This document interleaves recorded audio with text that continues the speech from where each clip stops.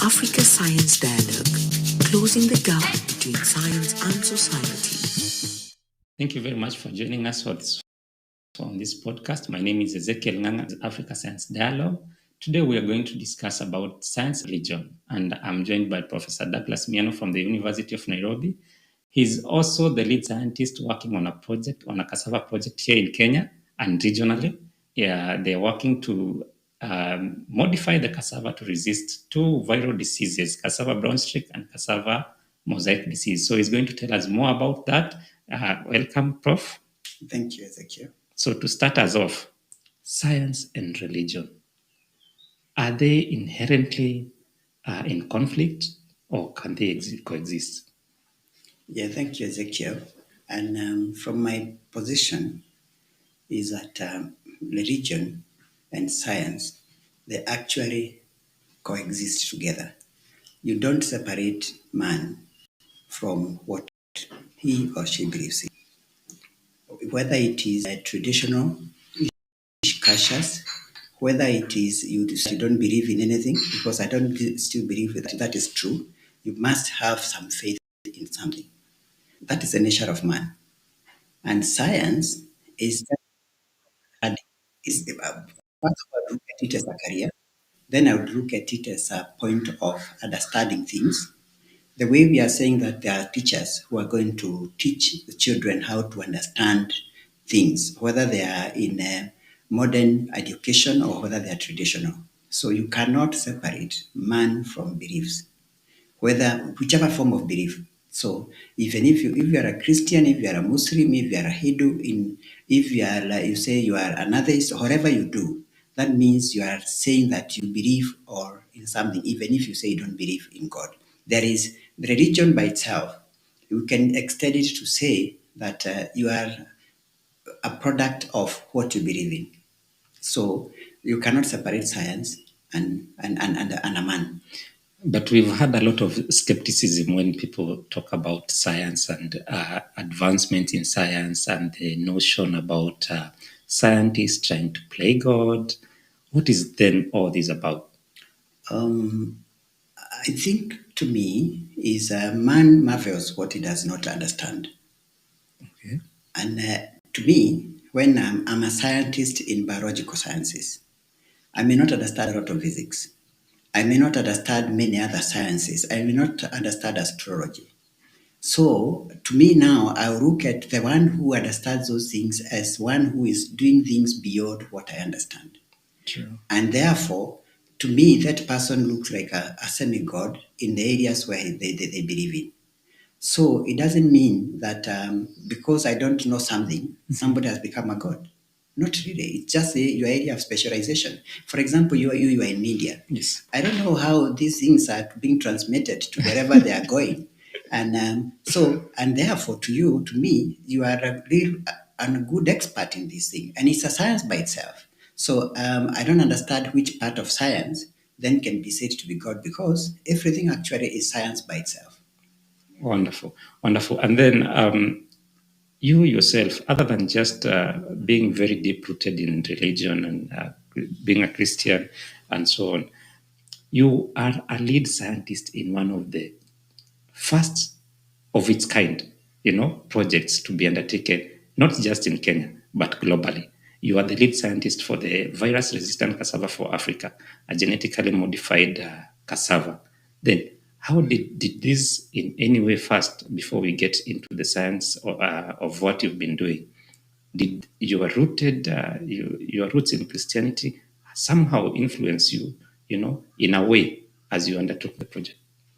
Thank you.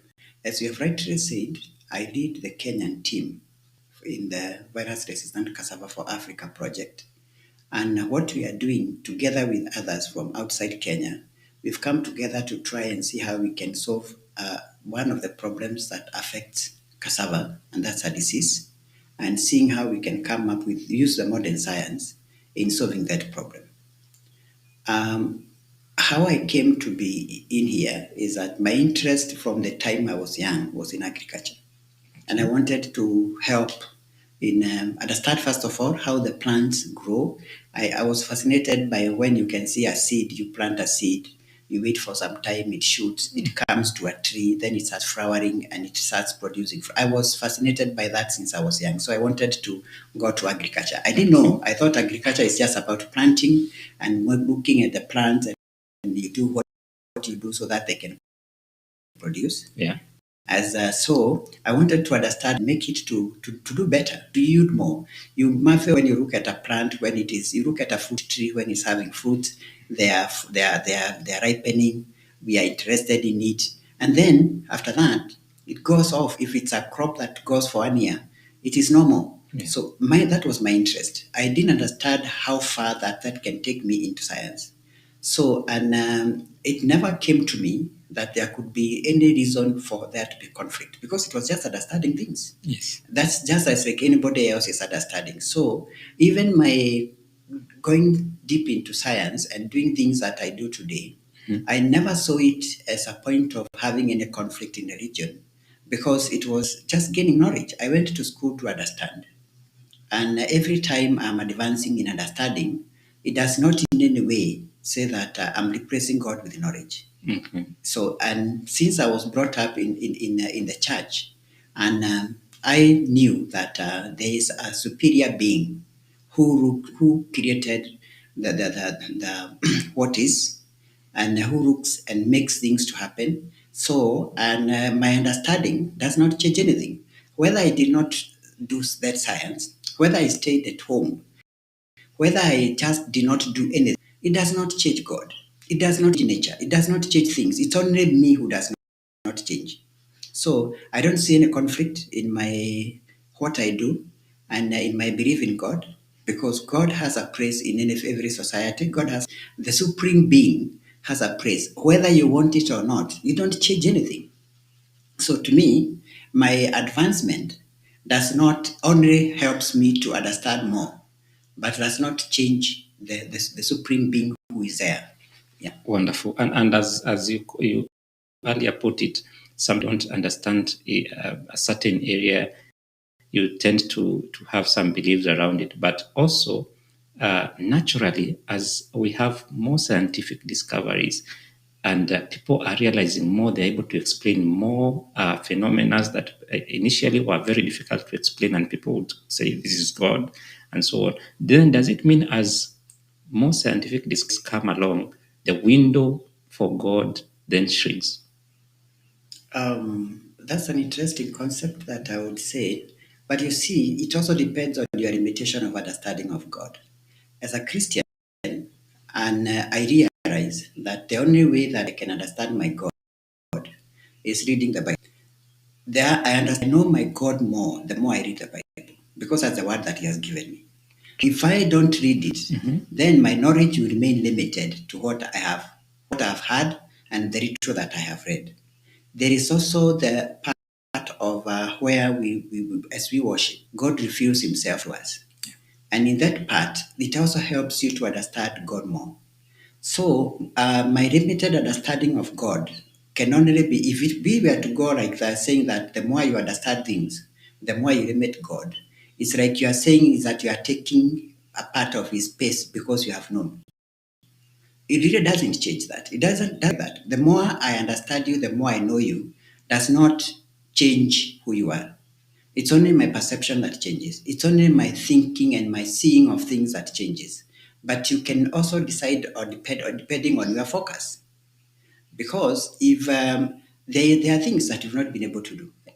True. Like now, the essence of life itself, the bringing things to life which were dead and giving them life.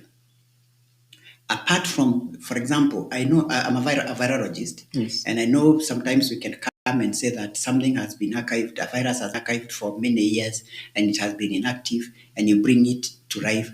So I understand how it comes to life by the fact that it cannot operate outside of the host in which it's supposed to be. It's supposed. But if my faith was limited to that small thing that I've understood, then it's my God who is changed, who is more, my understanding about my God. So there is still things that we cannot necessarily explain through science. Wonderful. As individuals, we are limited. And the interesting thing is that the more I run, the more I dig deeper into things, Yes. the more I realize how much I don't know. You keep learning. Even at your level, you still Yes. keep learning a lot. Yes, yes. Okay. You realize your limitations. Sometimes you feel like somebody is looking you like you know too much, but deep within you, you know the limitations. Great. Great. So let's get back to the science work that you've been doing. For how long have you been doing this research in cassava, and how did it start? So I started working on the cassava as a plant around 2008 to 2009. That's when I shifted my attention to specifically work cassava. The problem that I work with in cassava about looking at the viruses was a part of my PhD studies, but I worked on sweet potatoes. So the interaction of viruses in plants doesn't necessarily matter whether whichever plant it is. It is specific to the virus itself. Yes. And how it interacts with the host. But it is general. You can say that one who have studied on maize viruses, one who have studied on cassava, one who have studied on potatoes, and whatever it is, the understanding and the knowledge is basically the same. The only thing is that now you understand the specific interaction. Just like specific interactions with people are also different. The way I relate with you is not necessarily the way somebody else relates with you. Very true. So, and it's not necessarily the way I relate with you is not the way I relate with somebody else. So that does come in because of the relationship. The same thing is the deaf relationship that help them. Either one is taking advantage of the other, or they're having what you're calling a mutualistic relationship. And in the process, they adapt how to coexist. Now, as a man, when you are looking at that plant, Yes. we are taking an advantage. We want to have an advantage because naturally, it doesn't mean that the relationship that the virus has with cassava is actually that's part of creation and that's part of coexistence, and there are many other relationships that we are not really interested in. But we are interested in cassava because what now we have domesticated cassava for as our food. We don't want to compete with anybody in destroying it. Okay. So actually, it is a kind of a selfish way of man looking at it because, of course, we've been created by God to be the superior beings as a part of creation, and we tend to utilize the whatever God has given us. And from the scriptures itself is God gave us the responsibility in the Bible to take dominion of the word and subdue it and to use it for our own good. So, and you remember in the Garden of Eden when God created everything and then lastly created man, and he placed him in the Garden of Eden so that he can eat from the garden. Yes. So it's a part of us to start to eat from what God has given us. So we started from that stage and we went to hunting and gathering because people are not many. We had enough to eat and all that. Of course, some of it is a product of sin. Sin came and we had to work so that we can earn what we have. And slowly now, part of now as the population increased, we continued with the need to produce more. We moved from where we could just gather. Yes. We moved to where we are what we call domestication. Then we started having our own crops, and we want to stop anyone from who is competing with us. Domestication was actually creating an advantage for the plant so that it can give us the advantage that we wanted.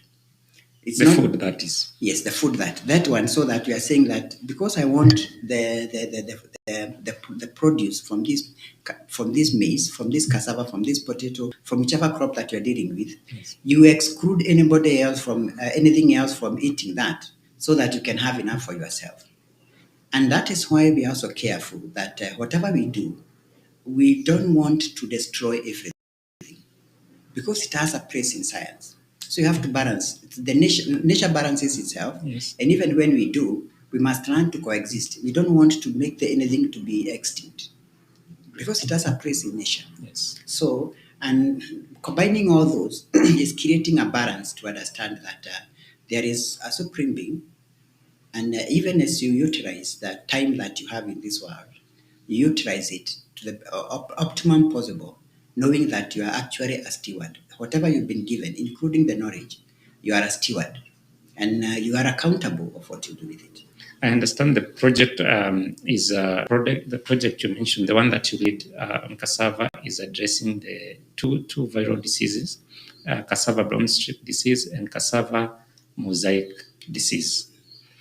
First of all, which technology did you apply when you're doing this? Is it, and how did you do it first? So, thank you. When cassava is not a common, is not Africa. Initially, it was not domesticated in Africa. Wow. Yeah, it I was. actually thought it's one of the indigenous crops. So when you talk about indigenous, I think about potato and those. So it's not even. No. The first domestication was actually in the southern part of America. Wow. It was brought to Africa by the Portuguese traders. It's not even our indigenous. Indigenous, you call it indigenous because once it came here, it was adapted. We now started selecting the crops and deciding which one fits us. And the process of selecting and making sure that the crop that we're using is adapted to us. And the tradition of how wrong crop is part of what we may use called as indigenous. And you see the term of indigenous is also dependent on who is using the terminology. Okay. Yeah, so because there are crops which were first domesticated in the region. There are others which were domesticated other parts of the world, but they were brought into the region. So cassava was actually brought. So now when it came to this place, part of it may have come with all the other organisms that were associated with it. Yes. But when it also, so that means that we may have some of the problems that, or not, it's not necessarily called them problems, but say some of the organisms that were associated with the crop in the place of origin, when it is being brought, it comes together with it. So that means it may establish itself together with its own, its ecosystem. Yes. Then when it comes and lands in a place, it finds other organisms which are already there. And once it is planted, they will come and try to take advantage of it. So some, they will not have any problems. Yes. Some will find that it is not good for it, so they don't have a way of being able to survive in it. Some will take advantage of it. So the two diseases that we are having, one of them, the cassava mosaic disease, it's spread in different parts of the world. You'll find it in where cassava came from in South America. You'll find it in Africa, in different parts of Africa. You'll find it in Asia, and that is cassava mosaic disease. Yes. But when it came now to East Africa, it found another problem. We still have not been able to establish exactly where the disease came from. This is cassava brown streak disease. Okay. So because it is not anywhere else in the world, it's only in East Africa. So because it's only in East Africa, for many years the disease was restricted to the coastal region. So of course, when the crop came, then it came to the eastern coast. It spread to the other parts of the Eastern Africa. The same way it went maybe to West Africa and other parts of even into the subcontinent and all that. Okay. So when it came now to East Africa, and it spread to different parts of the East African region. So the cassava brown streak established itself and in a relationship with cassava. And for many years, cassava brown streak was first reported in about 1930s. Right. The cassava mosaic disease was reported earlier, about 1900 or so. So when the cassava mosaic disease was everywhere, wherever you go, but wherever you find cassava. Okay. But the virus that causes the cassava mosaic disease is a small virus, and the recombination or the process of coming up with different strains happens very fast because of the nature of the virus. So we do have different viruses that cause the same disease. For example, in the region, we might be having about 7 to 9 viruses, depending on where you are, that causes the disease in the region. That's cassava mosaic disease. So because of that, it was widespread. The process of of looking for resistant varieties has been going on continually. And every time when we have a new strain of the virus coming in, or a new species has developed, the scientists are also coming up with new varieties that are resistant to the disease. So that has been a constant kind of battle. So the cassava mosaic brown streak disease has been restricted to the East African coast for many since 1930s. Okay. So, but around 2000s, we are realizing that the disease has come up to the highlands. And incidentally, for example, in Kenya, about 60 to 70% of cassava production is done in the western region. True. So when the disease was restricted to the coast region and it was not causing a major disease, it was not a major problem. So we didn't give it the attention that it required. Okay. But when the disease came to the east, the western part of Kenya, yes, and it went to countries like Uganda, the western part of Tanzania, and that time, now the varieties that were developed for resistance to the other disease, cassava mosaic disease, broke down because this is a new disease and they were not developed for this disease. Mm-hmm. So from there, initially, when the project, our interest was to see how we can be able to solve the cassava mosaic disease problem. Okay. But when the disease came, the CBSD, as we call in abbreviations for cassava brown streak disease, the breakdown for resistance or the effect of the virus on the cassava varieties that were available was huge. And some of the most popular varieties went down with the disease. Okay. So we had now to change our strategy and decide that since we have varieties that are already developed through conventional means of normal breeding, we can utilize what we have. But the cassava brown streak disease is a problem that has no solution as yet. Okay. So first of all, the thing that we did is to look for how can we solve this problem using any technology. And we looked for all the technologies, the varieties. Of course, when you're doing the breeding, yes, you sometimes get, as long as you can be able to cross the species, you can get varieties. Some could be the cassava that could be growing in the wild, that is not necessarily consumed by human beings. Okay. And some of them, they could be having low yields or they could be bitter or whatever because they are not selected for our use. But they could be having genetic traits that could be what you call the genes that help the plant to resist the disease. So that means that you can cross and do selection. So, and after looking at all the places that we could think for resistance, we didn't find any.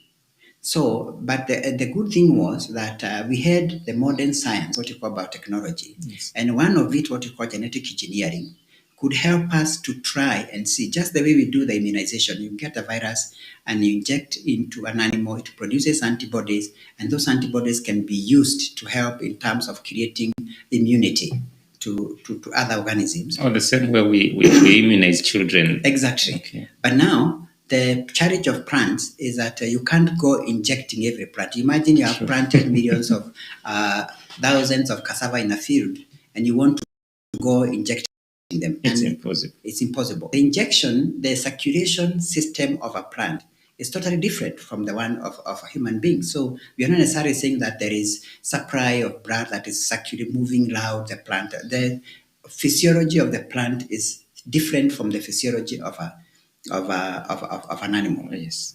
So one way that had come in the sciences, especially from around the 70s, is the ability to be able to transfer a part of the gene and make it to be part of the genome of and that's where genetic engineering came. That's where it came in. Okay. So, and we decided, why don't we try this science and see if it can be able to help us solve this problem?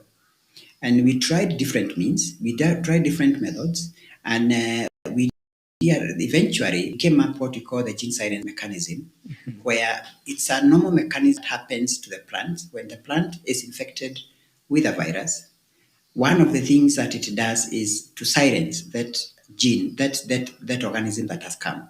Okay. So for those who may understand a little bit, is that if you look at the genetic makeup of an organism, yes, we have what we call the DNA. Yes.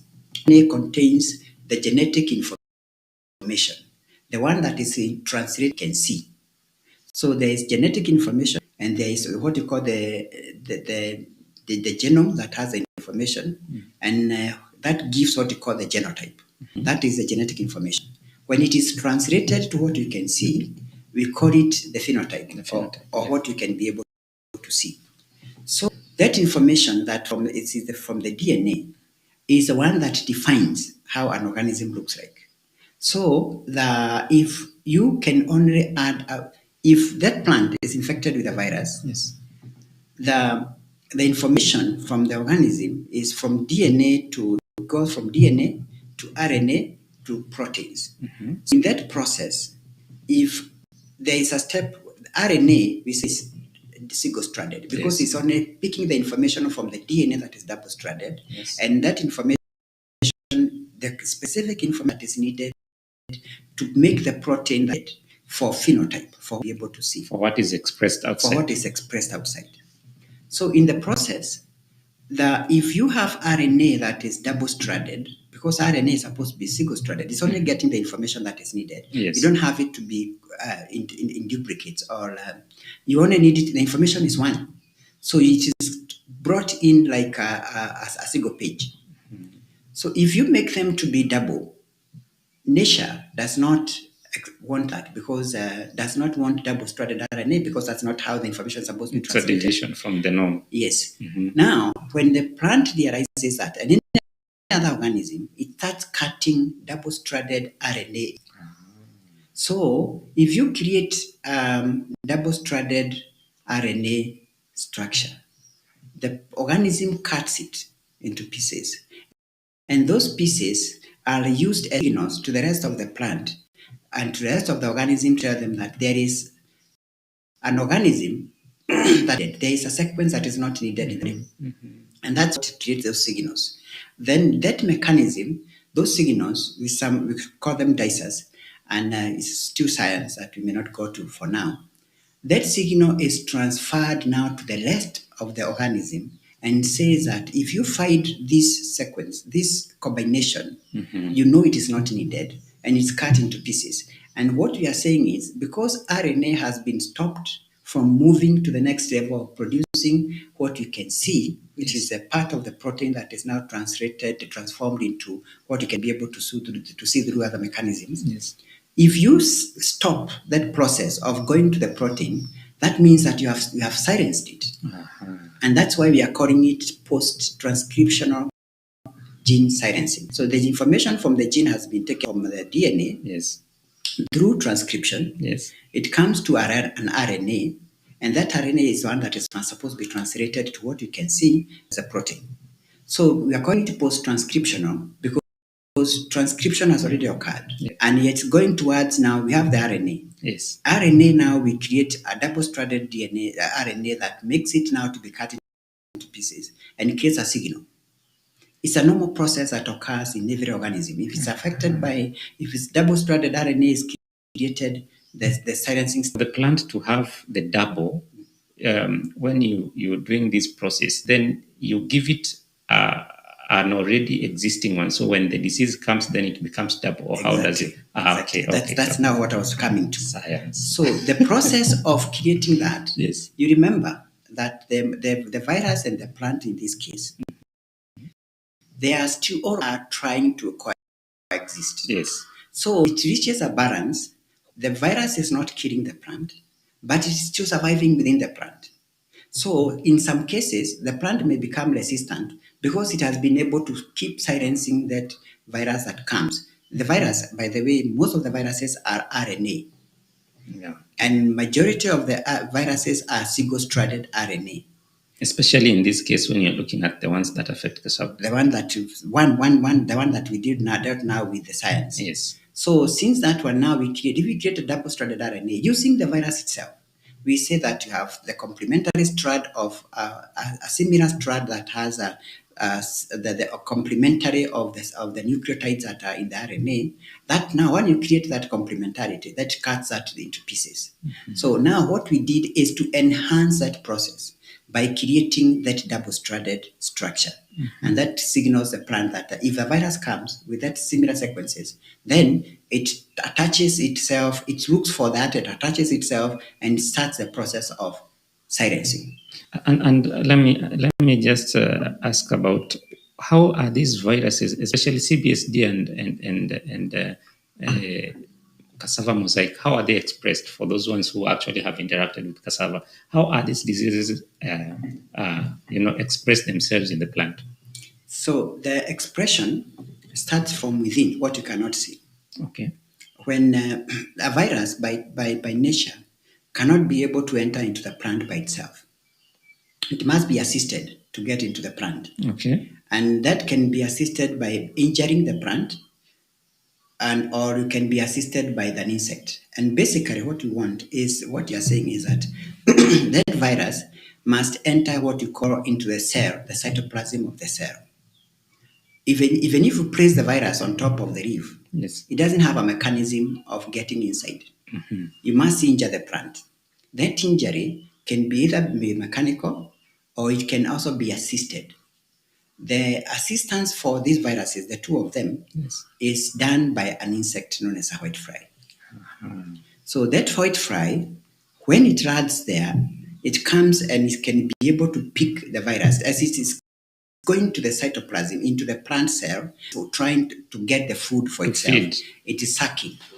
As it is feeding, it picks up the virus, and if it moves to another host, which is healthy, it transfers the virus. It's also another process because the interaction of the virus and the insect is also very specific. And you see that you are talking about these viruses being transmitted by the whitefly and not by another one, not by an aphid, and by a beetle, and not by a mealybug. So we are saying that is specifically a whitefly because that interaction is also very. And technically, the whitefly doesn't know it's spreading disease. It's just feeding. No, it's just feeding. Okay. So, and the interaction most likely is that eventually the virus also had to have a way of moving from one host to the other, so for its survival. That's a part of nature. And that's what you are saying, is that there are some things that you may not necessarily understand. Because even as you try to understand them, Yes. Why did God decide that that interaction has to be like that? Only with the whiteflies. Only with the whiteflies. Okay. So now we are coming to how it expresses itself. Yes. When it is picked from an infected plant to one that is not infected, that virus is deposited in the cell again. When it is deposited into the cell, a number of things happen. Number one is that this happens, it could be only a single virus particle, as we call it. That single virus particle, it has to make many copies so that it can be, it's not the only one that is supposed to spread to all the plant, because if it spreads, it will only be eating or killing where it is. So it has to make many copies. So as one of the steps that it has is that the structure of the virus is that the nucleic acid or the genome, the genetic information is protected by a protein. So that protein must first of all be able to separate from the nucleic acid, because the nucleic acid, they need DNA or RNA, but for most of the plant viruses, they are RNA. Yes. It is now, once it is removed itself, it uses the resources from within to help itself multiply. It's a part of a biology that we may not necessarily also go beyond between here. But now, why the virus becomes a problem in management is because once it removes itself, it behaves like a part of genetic information within even the genetic information of the plant. It utilizes the same materials, the resources within the cell for its multiplication. Okay. So as it's multiplying, it has to make its own resources. So the plant starts to fight that process. They realize that something else has come. Yes. And it is utilizing my resources. And it is utilizing my resources. One step is to try to fight it. Yes. So there are different ways of fighting, which part forms now the part of the resistant mechanism of the host. Mm-hmm. But remember, all this is happening in a single plant, in a single cell. If that process of multiplication becomes successful, and there is no process, for example, of silencing that makes the virus to be cut to pieces, yes, then it matures it creates its own nucleic acid, the DNA or RNA, it makes its own proteins, then the proteins come again and cover, it's like giving a coat to the nucleic acid, then it becomes a complete virus. But that is within the cell. So from that cell, for it to be able to inhabit the plant, it must be able to move from that cell and move to the next cell and move to the next cell. Yes. And that process is also, the plant also restrict in some ways. Okay. So if it is able to restrict, then the virus may not be able to move from that single cell, and therefore the infection may not be successful. And may not even be expressed at the end of the day. It may not even see it. Okay.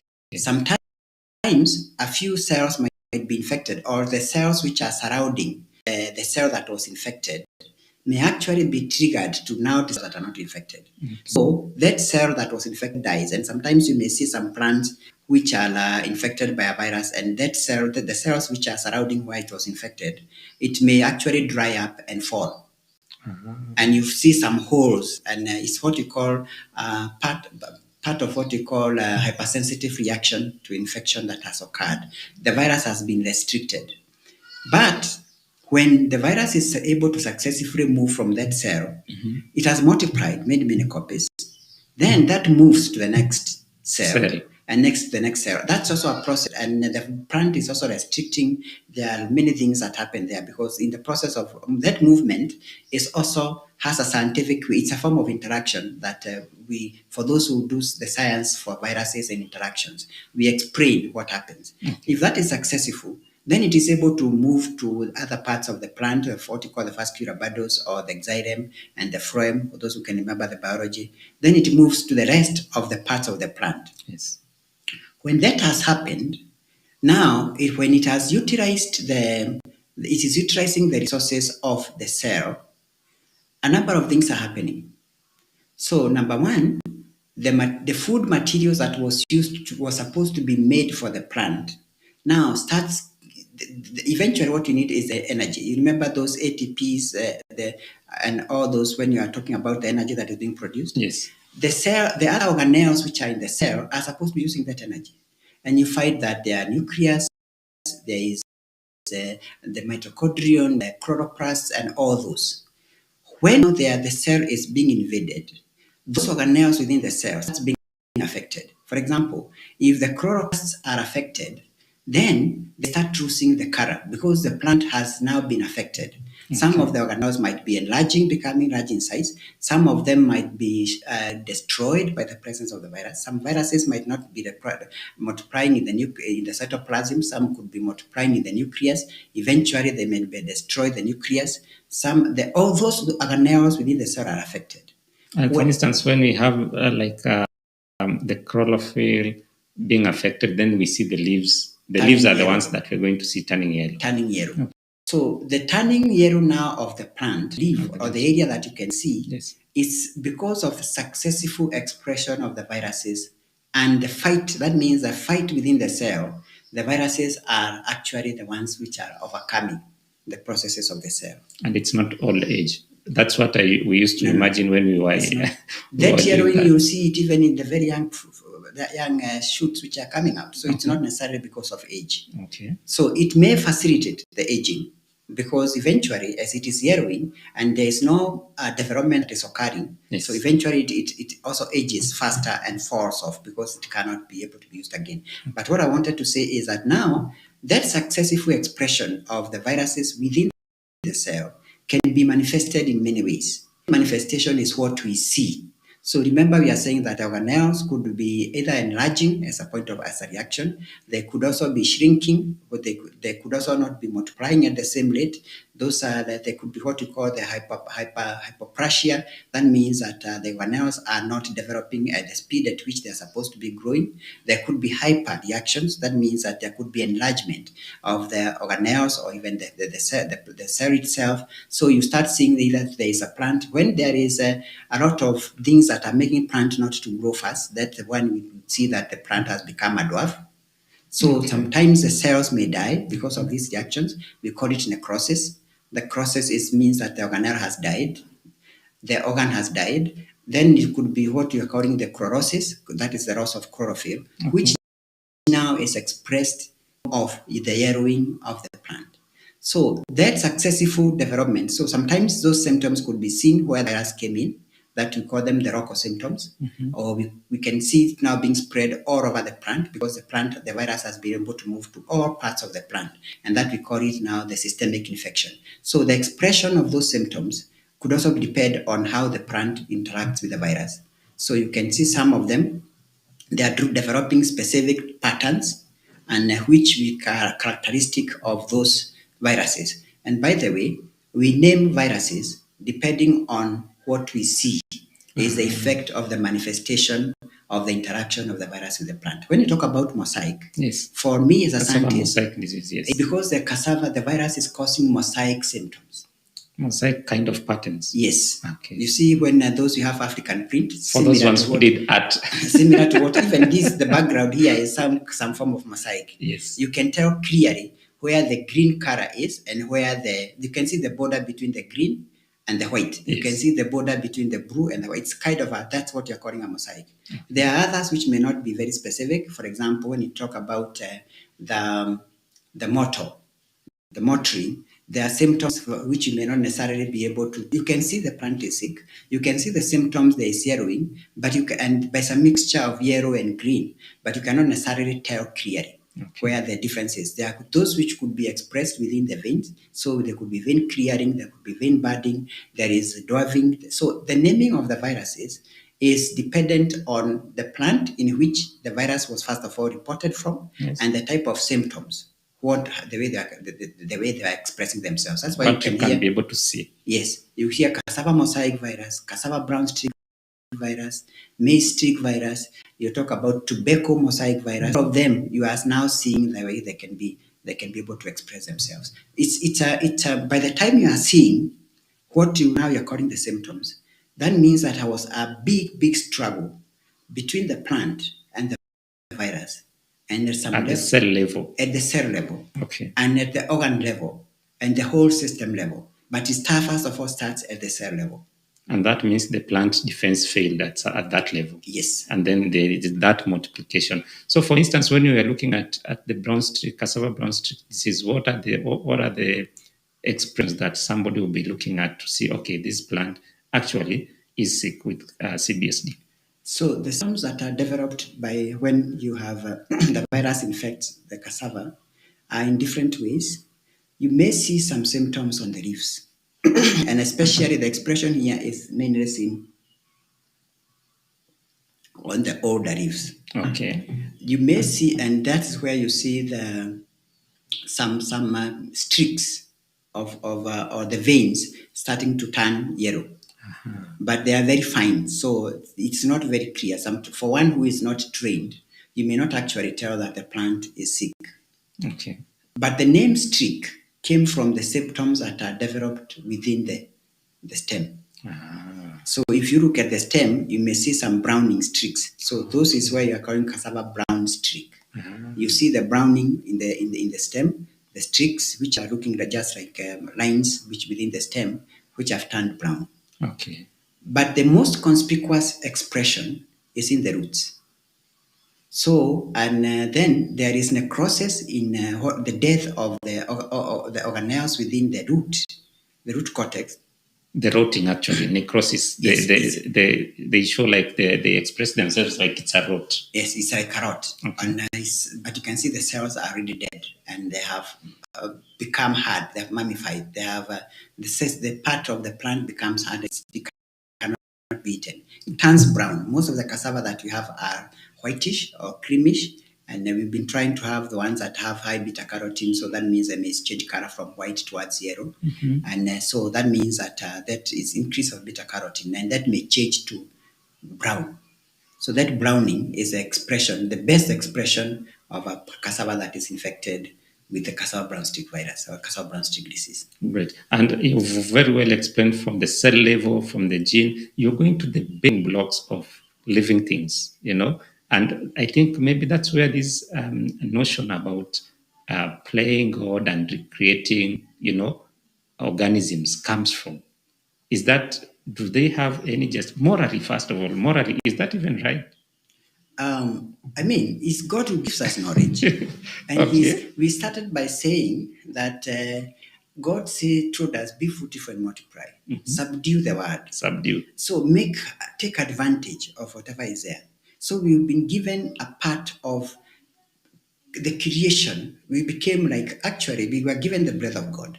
So that means that we have godliness in us. And that's why we have the ability to create. Okay. So our understanding of how science works is because we have been able to study how the plant behaves, how the organisms behave, and you see this information is actually very recent. Yes. And this recent information is, for example, Watson and Crick is within the last 1 century. So most of this information of understanding of the genetic information is very recent.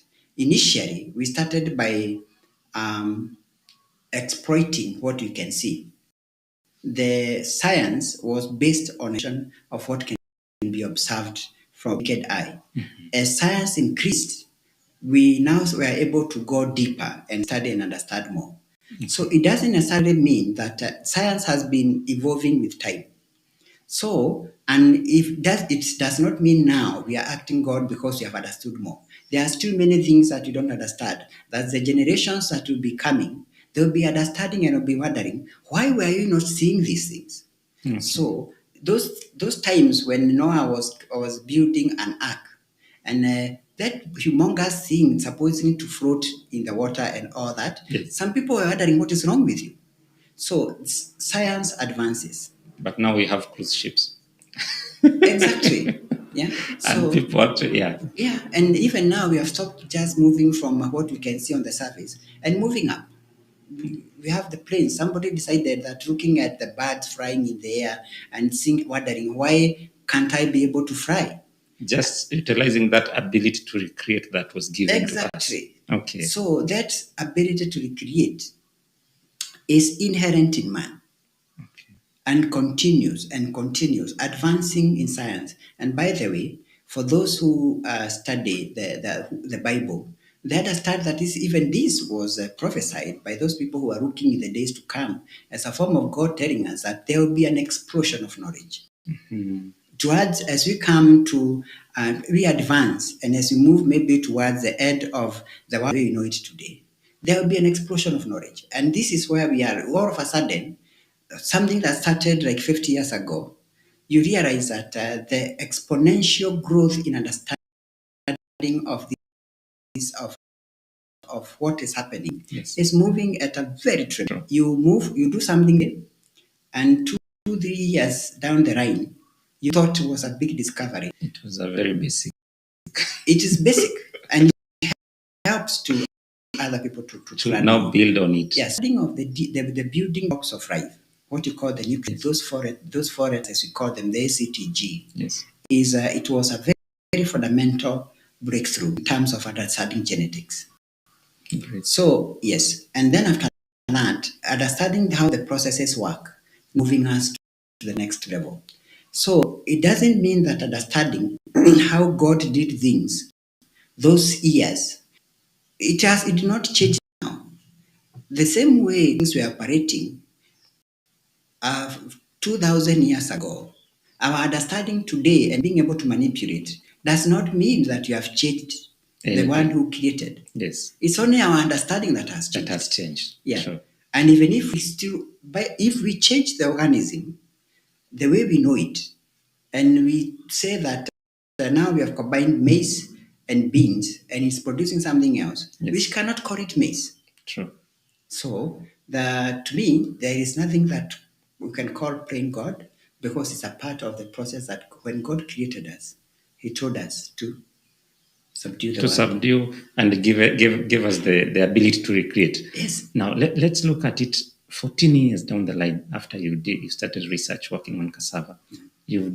What are the milestones that during this process of research, and where are we with the project right now? So the virus-resistant cassava project for Africa, and the kind of milestones that we've had so far. I get you.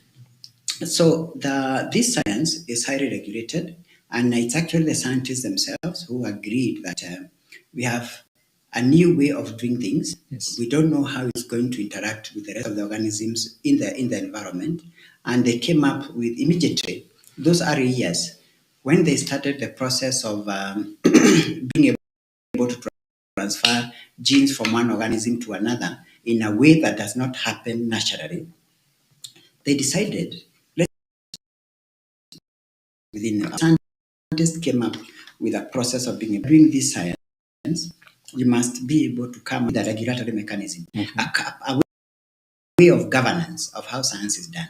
So the milestones for us, especially for example in Kenya, is that we have had now that mechanism of being able to regulate. So to us as a country, and it was a good plus. And of course, for the other parts of the world, some of them are still struggling to come up with a regulatory system. Others have been doing it for many years, like the Americans. They have been doing these things for many years now. Basically, to say that let's make sure that whatever we do it in safety. And this is not necessarily only done in genetic engineering. Even everywhere you go, there must be safety rules. Yes. Even the planes, even the vehicles, anything that you are going to utilize, you must have a way, including the knives that are in the kitchen. Yeah. You must have a safety process of doing things. Some of them, you may not necessarily a formal school to be trained, but you are trained. The saying that says that mtoto akililia wembe mpe is actually a training process, saying that even when they want to know that fire is hot, they have to put the finger. Let them learn. So once they put the finger there, yes, and they burn, it creates a process of protection. So that as they grow, that frame in a candle can only be able to burn finger. Yes. But if they have the bigger fire, they appreciate what it means because it can now burn the whole body. So every process that we are part of regulations, when it then we have to advance, come up with those, especially for areas which may not necessarily be very and or not be practiced by everybody. Okay. So that to me is when we started the work, we didn't have necessarily a regulatory mechanism to regulate the science. And when the regulations or the safety law was enacted in 2009, and you can see we already started the work. NBA, the system the way it is, came in 2011. Yeah. For us, by that time, we had already seen that the science could help us in cassava. The NBA is the National Biosafety Authority that is supposed to regulate the GMOs, but does not mean that you're not having the regulation, because the world had already come up with a system. So to me, that was a big milestone. So the other one is to be able to say that you can be able to use the genes from the virus itself and use it to create a system of controlling the virus within the cassava, because the plant can diffuse and not able to express itself. Yeah. So that was also a big milestone to show that you can use the technology to control the science and use it safely. That means that the plant is not affected, still grows well, it still is able to protect, and it is still able to fulfill the need of the safety aspects. So that was also a big plus, because this was the first time that cassava was actually modified. So not just anywhere globally, because mainly it's an African food. We appreciate it more as African, when we eat it and the uses we put to it. Exactly, and that is also critical, because you see the people are solving their problems. The people who are coming up with better ways of solving the problems of maize are the people who grow maize. The people who are coming up with better ways of managing pests in cotton, they know that cotton is... Yeah. So cassava was our crop. So together with now the international community, when you tell them that our crop is being affected with a dangerous virus, then can we come together and help us and assist us and participate in the process of coming up with a better variety of cassava? So we feel proud that we went this way, and at least we can say that we contributed the world and part of the science that is helping to solve some of these problems in a common crop that is common in the region. Okay, great. So what stage are we now when we look at the project? That's where I was moving. So there has been stages that, first of all, the science has worked. Yes. Then we have been able to show that the crop can grow well in the field. Because first you start in the lab. You start in the laboratory. You move to and make sure that everything is, first of all, start in the mind. Yeah, of course. So, and by the way, this is very critical. Ideation. Because that ideation that start process of trying to think through how you can be able to come up with a concept and move it to a process of where it can actually be actualized it's a big process, and actually it's the most important. True. Because now to make things that can be seen. So, and it also involves convincing other people, because we could not do this work. As scientists, we are employed by institutions. Yes. So means other the management of these institutions, Yes. the other scientists, and tell them that this is what we are thinking. And of course, there are those who can say that now this cannot work, this is not going to be safe. And so, of course, there are those things of creating God, it will be harmful to the environment. Yes. You must think through and say that, no, we have considered that all these things, we are utilizing, we are getting the genes from here. So that means that it is not dangerous, it is a system that is already existing. And so it's ethical as well. All those ethics and the effect on the environment, the effect on economy, Yes. because you don't want to come up with things that are going to make you to be isolated by the rest of the world. True. So moving from the mind to the laboratory, to the greenhouse, then to what we call the confined field, and moving from the confined field to now saying that it to be released to the farmers. So we have gone through all those processes. And in the process, there are many institutions that come into play. There are many institutions that if you move from one stage to the next one, you realize that there's somebody else who's supposed to overlook what you are doing. You start with the institution.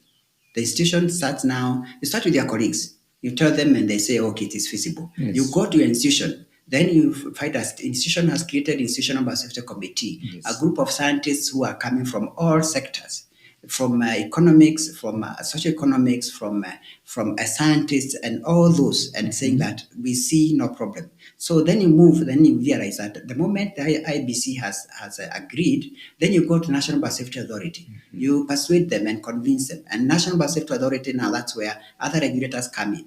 As you move outside now to the laboratory, to the environment, Towards the farmers' fields. towards the farmers, and even in confined environment, other institutions come in, because, for example, NEMA will have to look at what NBA is doing. Yes, the But National now, Environment Management Authority. Authority. Okay. Which now, from moving from there, when you come up with a variety, the people who allow varieties to be commercialized because they have value to the farmers. Of course, you don't want to give anything to the farmers. If you are giving them which is similar to what already is available, the question is, why do we have to invest if it's not giving any benefit? What value is it? Exactly. So that value is the one that is now we go to KEFIS. They're looking at the variety and seeing it has advantage for the farmers to grow it. So they do what we call national performance trials. They also look to make sure that that variety can be identified. That's what they look at, the distinctiveness, uniformity, and stability. So that means that you're not planting it this time and tomorrow it will be looking at something different. They have to have a way of being able to identify that variety. Once they agree that variety, and we've already done that, big plus, Yes. we've already finished that step. Now KEFIS is looking at the information that they have collected, the data, Yes. to say that out of this number of varieties that you've come up with, we had selected 8 of them. So those 8 varieties have been assessed, and now they are saying that disease is resistant to the disease because that was our target.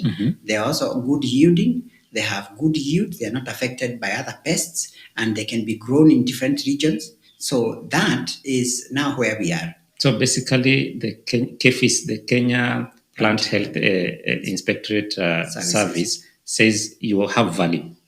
You are bringing in and you're adding value to the crop. There is something new about that you're bringing in. You are giving a farmer something that is advantageous. Okay. Yeah. So when they give that go ahead, because this is a regulated science, the NEMA may come in and give the go ahead to say that the plant is not going to have impact in the environment. So when you grow it, it's not going to decimate other plants and all those. So then that means that you can go ahead to do the planting in the environment. But the commercial release and utilization is based on safety, what we call the risk assessment, and that's approval that is given by the National Biosafety Authority. So we are in the final tail end of the project, and now we are trying to see, once we get those approvals, we have enough materials to give to the farmers, and hopefully, and we are praying that by the end of this year, we can have the variety being available to be used by farmers. To be used by farmers. Maybe just briefly, you can tell us 2 or 3, top advantages that these new varieties bring to the farmers. Thank you, because this is critical. Number one, we still don't have a source of resistance to cassava brown streak disease.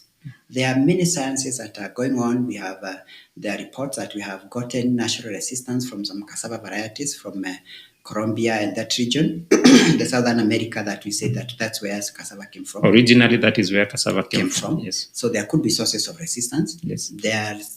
Scientists are still working on them. We still don't have varieties that are resistant to. There are cases of tolerance. Tolerance means that the cassava is able to coexist together with the virus and produce. Yes. But you don't have any source of resistance. So this still remains to be the unique source of resistance to cassava brown streak disease all over the world. The one and only available at this time. At this time. Okay. So that is a big, big advantage. So that means that you grow your crop, you don't have no worry. And the problem of cassava brown streak disease is that because of the way it is expressed, remember when you're talking about the expression in form of symptoms? Yes. And you said from the leaves, it's not very clear. So the plant will still grow. Yes. From the stems, you need to have interacted with the disease a lot to see. So the plant can actually grow. Eye. Yes. The plant will actually grow and reach the end of harvesting. And you are thinking you have yields. Yes. Then you go to uproot and you find everything is rotten. So having a variety that you don't have to worry about in between what you are coming to find a deadline. Yes. And you can't be coming every time to uproot the root and cut and say that you want to see. Yeah, now this is fine. Let's continue. Let me continue waiting. Yes. So that is a big, big advantage. Mm-hmm. So the other advantage is that we combined now the modern science that is giving us resistance to cassava brown streak disease with natural resistance that was there for cassava mosaic disease. Mm-hmm. So we are giving a variety that has double resistance to cassava brown streak disease, and resistance to cassava mosaic disease. So the two are now, you are getting a variety that you can plant and you don't have worry that your yields are going to be lost because of that. That is number one. Then number two, of course, we have assessed for our other biotic strains that could be the pests and diseases. Mm-hmm. And the other thing is that these varieties are also of high quality. They are good yielding. Okay. So that means that they may yield higher than the varieties that are there. What is the tonnage? What are you looking at? What are we looking at when we talk about higher? So the tonnage that we have in Kenya now is at about 9 to 10 tons per hectare. Okay. So these varieties are giving us 30 tons per hectare and above. By the way, the other countries are getting about 18 to 20 tons per hectare. Okay. So in the African continent, because of being in the tropics and having many challenges, we are producing at around 9 to 10 tons per hectare. But you can actually be able to, on average, we can actually be able to produce at double that. So with this new variety, we're saying we can do 3 times? 3 times, yes. Wow. On average, we can do 3 times. Wow, that means a lot to the farmer in terms of food, economic empowerment. Exactly. Okay. And mainly because they are resistance to that disease. Brown streak and cassava mosaic disease can actually destroy the materials up 70, 80% or even to 100%. Wow. So that means you can go and harvest nothing. After a year. Cassava takes around... It takes 9 to 18 months, depending, but on average, most of the varieties takes 1 year. And actually, we say that the average for cassava takes 1 year. Okay. Imagine you have invested, you have planted, you have plowed your yard, you have planted, you've invested in seeds, you have weeded, you have waited for a whole 1 year, and you come and find nothing. When you uproot, you can't take them to the market, you can't eat yourself. Exactly. And then, so we have better resistance, having you have advantage in the yield, either because you have reduced the losses or the varieties are producing much more than the others. Yes. And then also the quality of the roots is some of the quality of the roots are much, much better than what you've already been there. But that was not, our target was to maintain what the varieties that the qualities that the farmers already had. Yes. And because our target was farmer preferred, but now we are realizing that commercial aspects are also very, very critical because as we industrialize, Yes. we also need these cassavas to be used for industry. So huge advantage. And there is a chain of that. If you have better yields, Yes. it means that many other advantages come in. It's a trigger because the critical thing is that let's have the yield. Yes. And once you have the yield, Once you have a surplus of the yield, once you have enough for Yes. subsistence, you have a surplus, then you start kicking in many other benefits that come in. yes, yes, And of course, we are expanding our industry. We are expanding our science. We are expanding our capabilities. So there is a ripple effect of when you can be able to show that you have a system of utilizing a science. And now when we talk about systems, cassava ideally or normally as we grow it here and in many African countries, the seed, it's propagated through the stems, right? Yes. And ideally the way they do it is I go to my neighbor and tell them, I like your crop. I like the way it appears. The stems are big. It's greener. Can I have a piece? Can I have a seed? So how are you going to have to ensure that these new varieties that you're introducing, you are actually going to be able to not mix them up? Because how are you going to make sure that you can be able to identify that this is the improved varieties? Can one say this is the improved variety? So I want this. So important question because it's a part of what we call coexistence, and we actually want to hope that we can move away from that system of borrowing. Okay. Because the system of borrowing is kind of a subsistence form of doing things. Yes. And if it is only for food, it makes sense. If it's for commercial purposes, Yes. you would want to have a good quality of seed. True. So, and then you'd want it to be produced in a system that you know that's giving you the best. So, and the importance of seed in crop production is very, very critical. Very. So, so that you can start with good planting materials, the major institution in Kenya that is leading in this work is the Kenya Agricultural and Livestock Research Organization. That is the premier research institution in the country, what we call CARO. Yes. So CARO is the institution that is leading in this work. CARO, they also have a seeds unit. Mm-hmm. And initially, it was looking at especially the crops that what you used to call the orphaned crops, the crops that many businesses may not be interested in producing seed for the farmers. Because this is a national, they created the seed, that time they call it a seed unit, so that they can be able to produce the seeds for the farmers of high quality. And so then they have low disease pressure and all that. Then they can be able to give the farmers what is of good value. Okay. So when the crop is planted in the field, it's exposed to many factors. Virus diseases is one of them. So when it goes, it will be affected by fungi, it will be affected by bacteria, it will be affected by all manner of things which are living together. That may lower the advantage of the crop. So I want with a healthy seed, and that's the responsibility. When CARO is producing the seed, the other organ that comes to see the quality of the seed that was produced is KEFIS. Because KEFIS deals with seeds.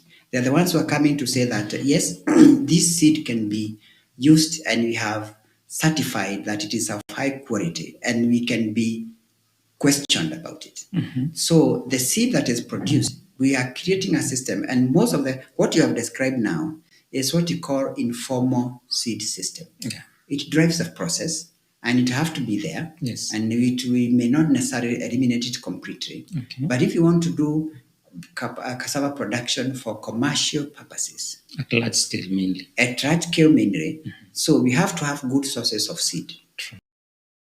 And that seed must be in big amounts, not the one that you're going to get two cuttings. Two cuttings. So what we are creating is to create a seed system for cassava. and be guaranteed that the seed system I plant at the end of 9 or 12 months, I will actually harvest good roots. Exactly. So we are creating a seed system. Caro is reading that.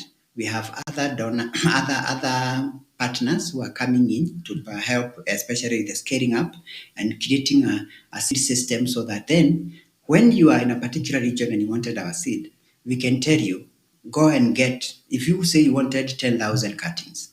And you are probably within the coastal region of Kenya. Yes, there is someone where you can tell you, go and get the seeds from so and so. Okay. So we are creating a seed system, and this seed system for cassava is going to help us to maintain the quality, to maintain the numbers, and also to be able to know that we can be able to know who is growing and can we have a track.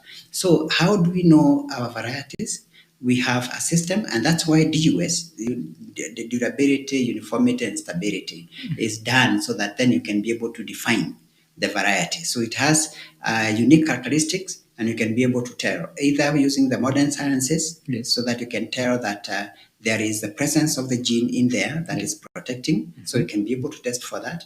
And even when you look at the variety, we can be our variety is this one because it has these unique characteristics. Just the same way when you go to look at the maize, the people can tell you that I've planted 511 or the 5 series or 614. 614, and they'll look at it and say that yes, this is 614 or this is Katumani. Those are the descriptions that we are saying that. So you can go and say that yes, this is our cassava. Great. And the whole process that you've described to us, and you told us that you went to the point of looking at the quality of the roots. Have you had a chance to, quality of the roots, one of the ways to determine them is taste, How have you looked at, have you tasted? Do they taste nice? What can you tell us about that? If at all you have done that, of course. Yes, we have, because it's a part of testing and because of as a part of research. And after we were given we have been able to know that it is safe and it's good and it's everything else. You can't take to the farmers what they have not, you have not known how it tastes. Yes. So at a limited level, yes, we have done everything to confirm that it has all the qualities that it has. We are ascertained safety, we have ascertained everything. We've done the record testing as scientists to confirm that, of course, after we have been given the government has given the consent that it is good. But this is at the level of where we are saying that it is as scientists who we are testing to see cook it and feed it, see how long does it take to cook. Not so much of many other things, but especially the basics, the way we do it at the kitchen level. Things that would matter to the farmer, to the common consumer. Farmer, the consumer now who is consuming cassava. Yes, we have done the cooking. We have seen. We can tell you this variety takes 20 minutes. When you are boiling, this takes 25. This takes 30. When you look at it, when it has cooked, it is flowery or it looks grassy. You can tell how it looks. You can taste and tell whether it is it has some bitter taste or whether it has sweet, and almost all of them, actually all of them have some sweet, and sweetness, not the one for sweets. Okay, just some level of. We define how we define the taste of the cassava. All those qualities are actually defined by the others. So we do have how they have all those qualities are. So would you say they are sweeter than the others? They are better in terms of the composition, This is relative because it also depends on people. Yes. And so for where we are coming from and the qualities that we know that farmers look for, yes, we compared them with local varieties. Mm-hmm. And of them actually, and then what you do is that we rank them. So we rank them brightly. So you have you have boiled these or done whatever you have done, and then they have been labeled by somebody else who is independent and comes and calls number 1, 2, and 3. Then once you test them, you come and ask. So among them, which do you give the scores? Mm-hmm. And those scores help you to come and you add them up, and you have looked at different characteristics, and then you can add those scores and see which one has the highest score. Okay. But even so that means you at this stage you don't just have one variety, you have several varieties. You have several varieties. Okay. You come and compare them so that, especially to answer of whether they are better than what you have. Yes. Then you come and, of course, the first thing that you're looking for is that to confirm that you've maintained the quality of when you started, because the farmers have already what they like. Yes. And if they have what they like, What if you bring other qualities? You don't know if they selected them against those things that you are thinking that they are good. Yeah. So the best measure is to see that all the qualities are similar to what is available. Maybe can you describe to us the one that, because you tested these ones, So what stood out for you in the variety? As much as you are the lead person in the project, and of course you're biased somehow, but you have several to select from. Which one you can describe to us? How the one you felt is much better? How did it feel like? Generally, what was your feeling about testing your work after 14 years? Exactly. So when you look at them now and you're comparing them, of course, after you have then you do ranking, and you say you rank number 1, you rank number 2, and the scores are added and all that.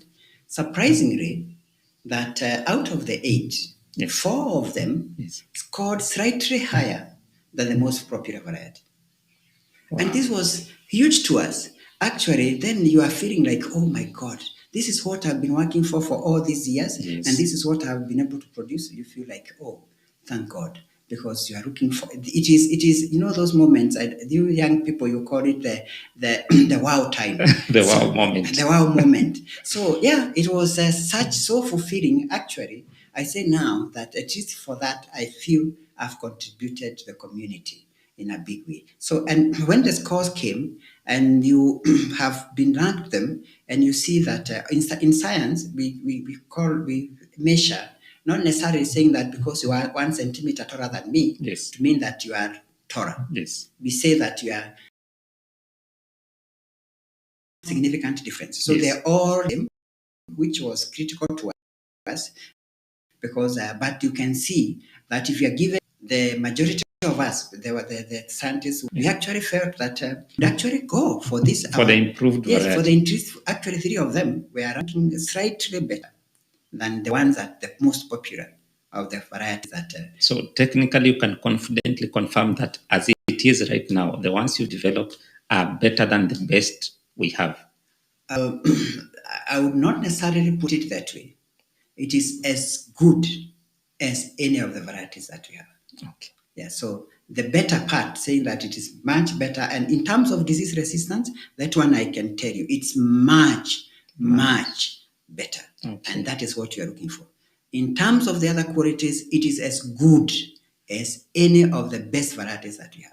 Wonderful, wonderful. And when we talk about cassava, I cannot fail to ask you about the situation where we have, because we have these things have been reported, we have children who went to a farm, they ate cassava, some of them actually developed complications, some of them died. I can't fail to ask you, what are the reasons that we normally have such cases? So the cassava has a wide diversity. Actually, in the region, we have over 500 different varieties. There could even be more. So, and the variety has its own way of resisting against the enemies. These enemies could be the diseases, they could also be the insects, or they could even be wild animals. Or even us. Even us, you can be included in there. Okay. So, the varieties which are in the wild, if you eat, you die. So because they are bitter, and that bitterness comes because of the compound that cassava produces that is partly for protection. So the varieties that are developed, we develop varieties which are sweet. So that means that the component, which we call it carcinogenic potential, that means that they are capable of producing a compound that is similar to cyanide, that is toxic. So the bitter varieties, that compound is higher. Okay. The varieties that are sweet, that compound is way low, and it cannot affect you. Okay. But that said, the processing of cassava, so there are those varieties which you can go and pick in the field and even chew. Yes, I've seen a lot of those cases. Yeah.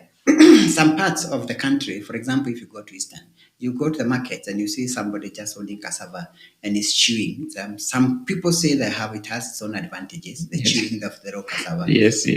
So there's those compounds which are there.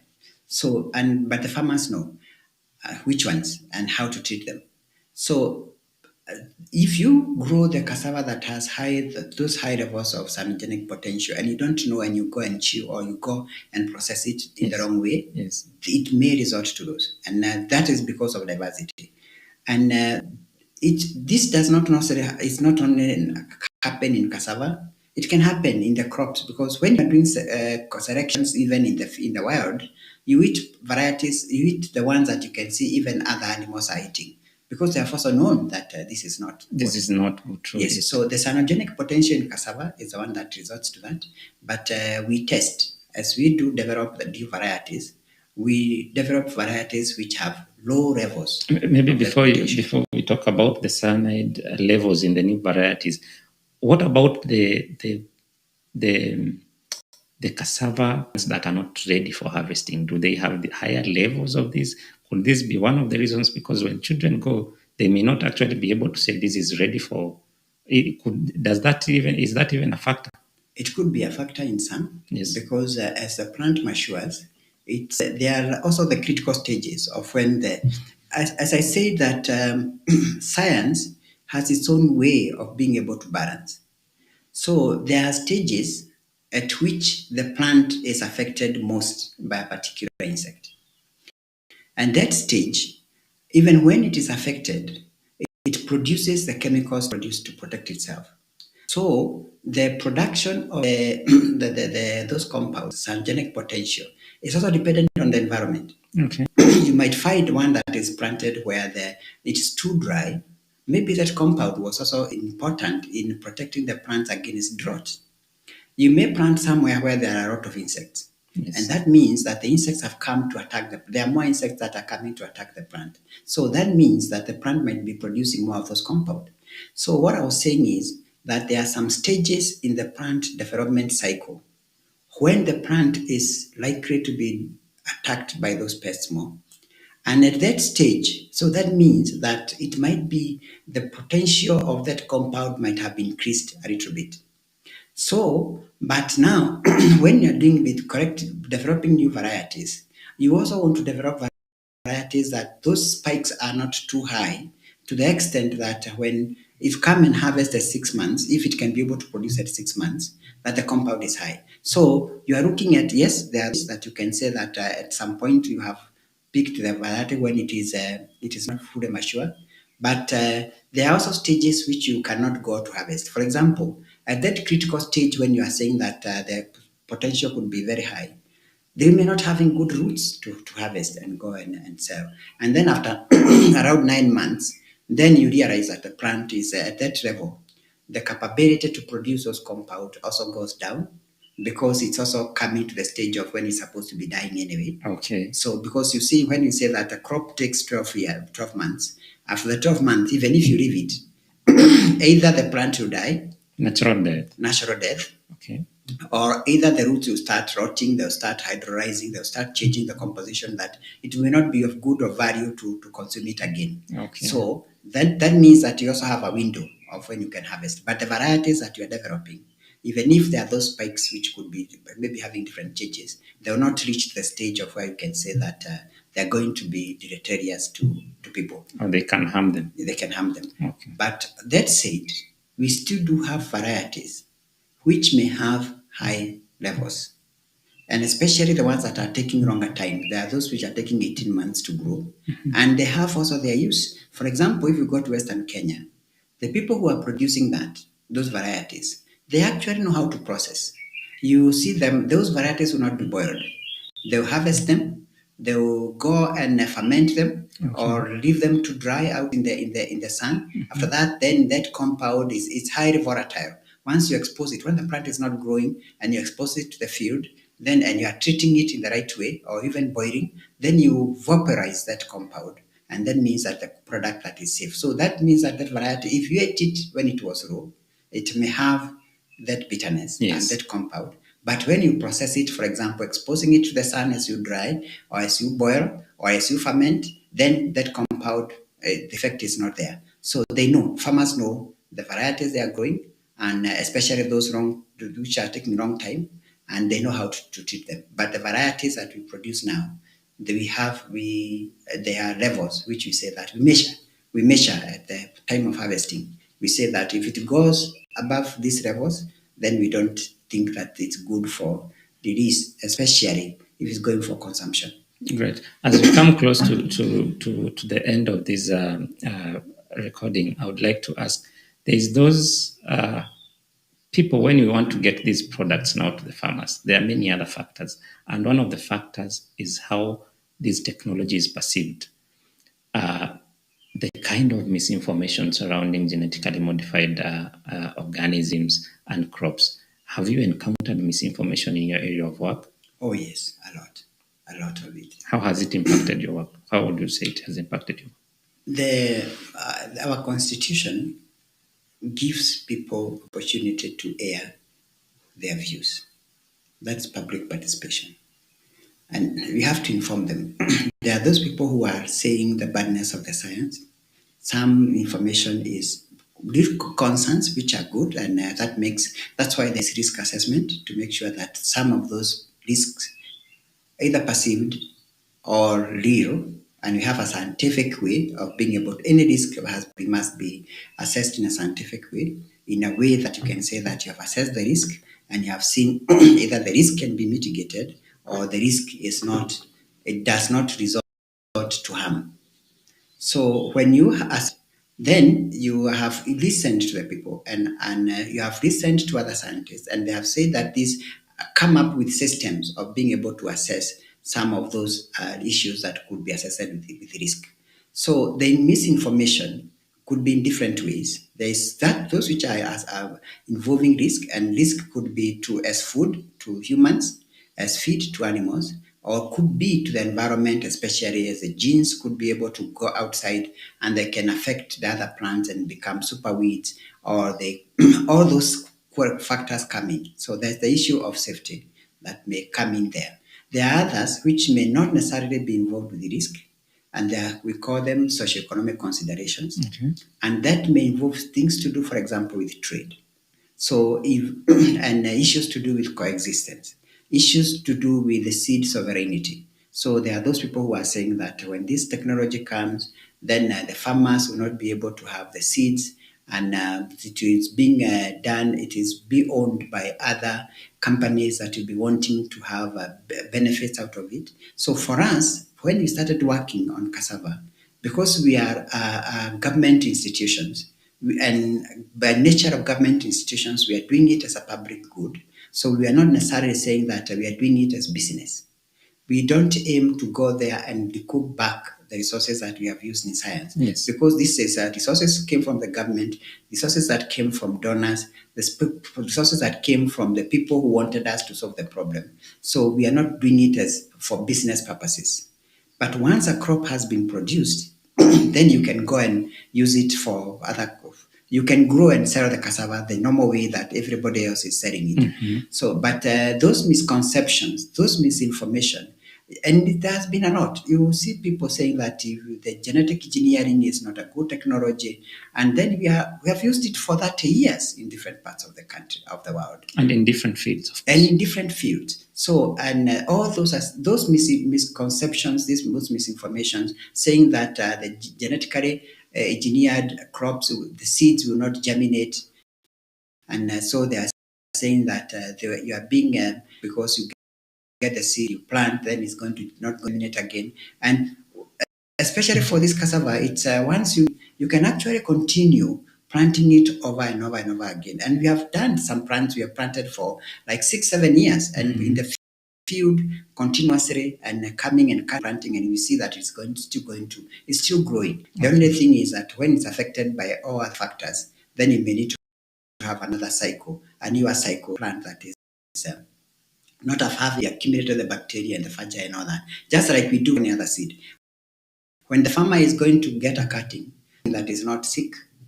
Yes, so, of course. Yeah. So the misinformation has been there, and we have tried to make sure that there is misinformation, there is lack of information, there is a need for people to understand, yes, and there is need for people to make decisions. And as a constitution implies is that there must be public participation. So we must give the people the information that is needed, so as they make the choices that they have, they're making when it is informed. So awareness creation is critical and it is important, as that the people can know what is the truth about it. But it is there. It's big. It's not small. Yes. And we've had cases of people have gone to court, and of course we know, for example, now there is that case in the court that is saying that some people have gone to say that they don't want the crops to be GM crops to be released to the farmers. Yes. And so all those things are there.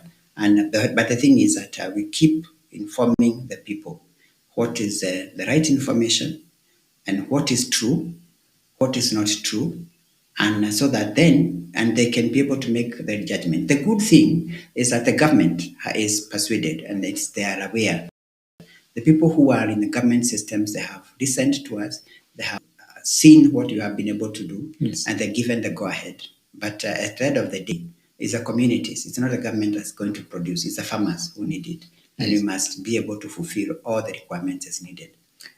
Finally, as we end, maybe you just look at that camera and tell those people who have reservations based on the limited knowledge or information they have about this technology. What can you tell them?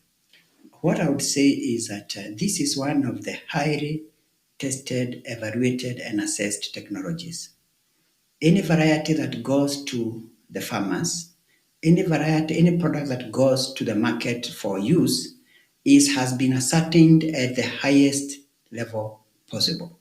So whether they are the seeds, the quality of the seeds, and how the seeds can be able to grow to the all of that information has been the government institutions and everybody else who is involved in the process has been convinced that on the safety and the good quality of this and what the technology can give. So what I would want to tell to the farmers and consumers that there is nothing to fear. This science, it is us, it's us as a part of the local communities. I know it is me who will be consuming it. It's my children, it's my parents, it's my sisters and brothers, it's my neighbors. So, and whatever I do it for the common good. And this is not only for me, it is a community world over. And if you see all other organizations have accepted and have agreed that it is true. And the history of use over 30 years of technology with no cases of where we are saying that it has necessarily been linked to the technology. What we are saying is that we should have no fear, we should have no concerns, because all those things have been evaluated. And you have the best assurance from me as a scientist, and to say that it is actually safe technology.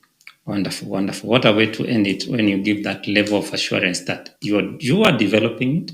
It's for your children, it's for people close to you, and there is no way you're going to develop something that could be harmful to them. Exactly. Folks, you've heard it from one of the best minds in Kenya and one of the lead scientists who actually led here in Kenya, and they were the first ones to develop genetically modified cassava. That just tells you how good we are as a country in terms of capacity, human capacity to develop these things. And even when you move around the globe, you will find more scientists who are from Kenya and they have this ability. So it's just that we are exporting these minds, these brilliant minds, and now we have one that has actually developed something for us that we need to consume, not just here in Kenya, but across Africa. So thank you very much, Prof. Thank you. We appreciate your time. So we'll be joining you maybe the field one of these fine days to see this and also interact with the crop and see how best that is coming along. So thank you very much. You're welcome. I appreciate it. Thank you. So, folks, that is it from here. We've heard that we were created to subdue, and to recreate. We were given that ability. So we are not playing God when scientists are doing these things. So thank you very much. Till next time, this is Ezekiel Nganga, and this is Africa Science Dialogues.